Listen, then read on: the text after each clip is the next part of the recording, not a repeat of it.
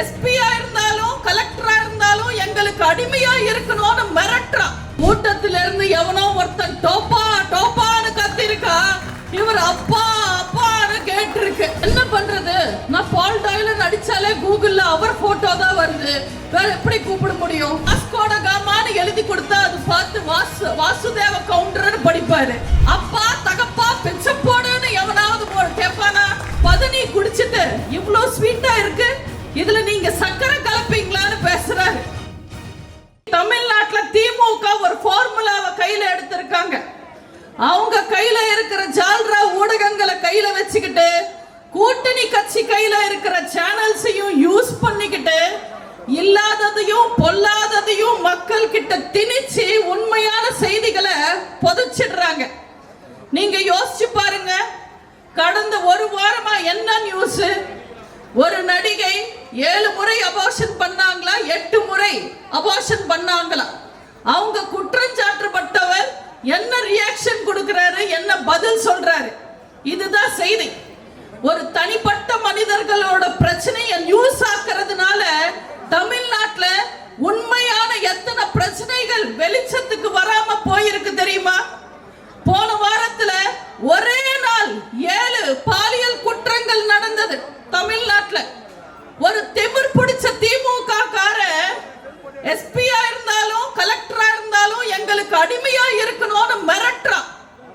ஸ்டாலினோட நிகழ்ச்சிக்கு கூட்டிட்டு வந்த மக்களை கூட்டிட்டு வந்த வாகனம் ஆக்சிடென்ட் ஆகி நிறைய பேருக்கு படுகாயம். ஆனா இதெல்லாமே நியூஸ்ல வரல. தமிழனோட பிரச்சனை வெளியில வர்றதில்ல. தமிழ்நாட்டோட உரிமைகள் பறிக்கப்பட்டா வெளிச்சத்துக்கு வர்றதில்ல. தேவையில்லாத நியூஸ் எல்லாம் பேசிக்கிட்டு பிரேக்கிங் நியூஸ் ஆக்குறாங்க. இன்னைக்கு தேவையில்லாத நியூஸ் எல்லாம் பிரேக்கிங் நியூஸ் போட்டு மக்களை பிரேக்கிங் நியூஸ் பிரியர்கள் ஆயிட்டாங்க. நான் ஏதோ காமெடிக்காக இல்ல விமர்சிக்கணும்ன்றதுக்காக எல்லாம் நான் பேசலைங்க. யூடியூப்ல போய் ஸ்டாலின் அட்டகாசங்களை நீங்க போட்டு பாருங்க, நிறைய வீடியோஸ் வரும். அப்படி நான் பார்த்து ரசிச்ச சில விஷயங்களை தான் உங்களுக்கு சொல்றேன். சமீபத்துல ஸ்டாலின் ஒரு இடத்துக்கு போயிருக்காரு. அங்க உட்கார்ந்த ஒரு தம்பிய பார்த்து, தம்பி நல்லா இருக்கீங்களா, உங்க பின்னாடி நிக்கிற பொண்ணு யாருன்னு கேட்பாரு. என் பொண்டாட்டிங்கன்னு சொல்லுவாரு. அப்படியா, கல்யாணம் ஆயிடுச்சான்னு கேட்பாரு. இது அந்த மாதிரி ஒரு புத்திசாலி முதல்வர் தான் தமிழ்நாட்டை ஆள்றாரு.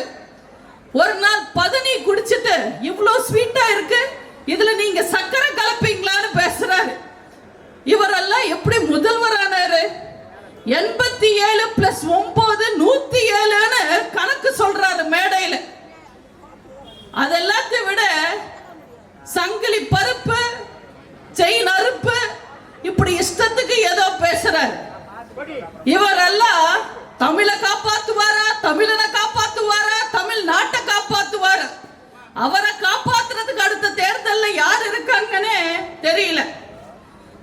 ஒரு முதல்வர் பத்தி இப்படி பேசுறதுக்கு எனக்கு வெக்கமா வேதனையா தான் இருக்கு.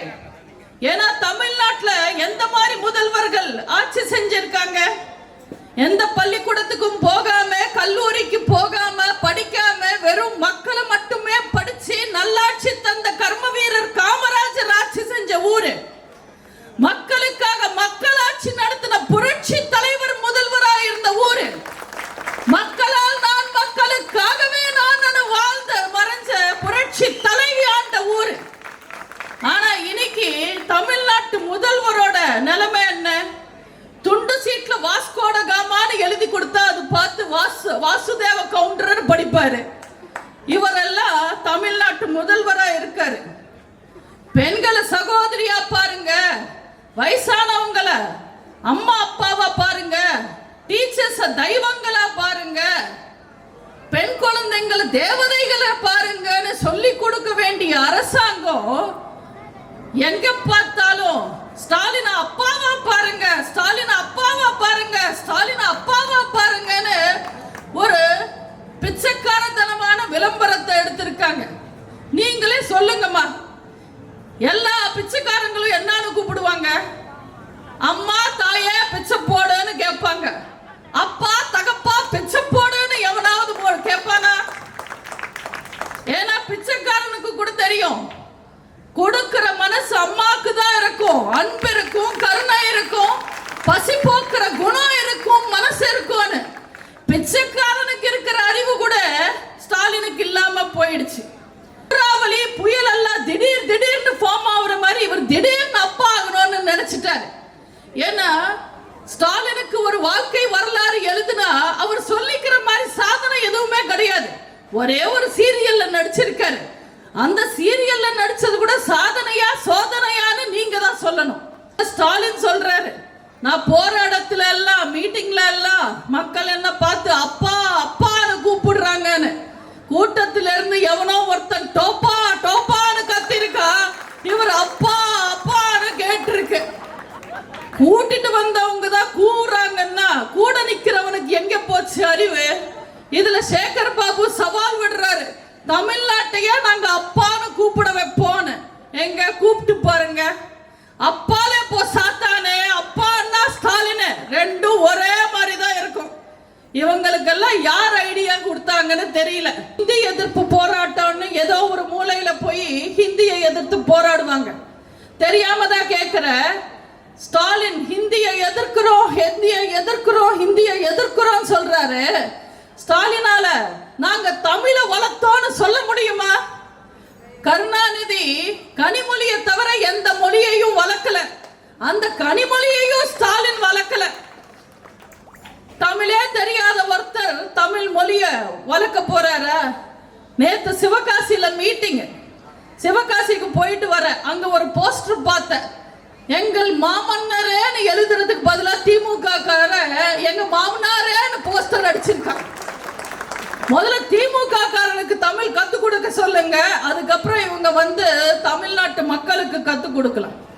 இந்த கொத்தடிமை கும்பலுக்கு அடுத்த தலைவர் வந்துட்டாராமா.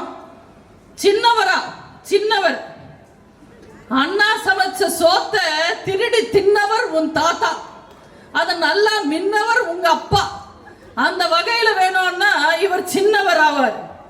இந்த சின்னவர் கிட்ட பத்திரிகை நண்பர்கள் போய் மைக்கு நீட்டினா, எனக்கு மதம் எல்லாம் பெரிய விஷயம் இல்ல, எனக்கு எல்லா மதமும் சம்மதம்னு பேசுவார்.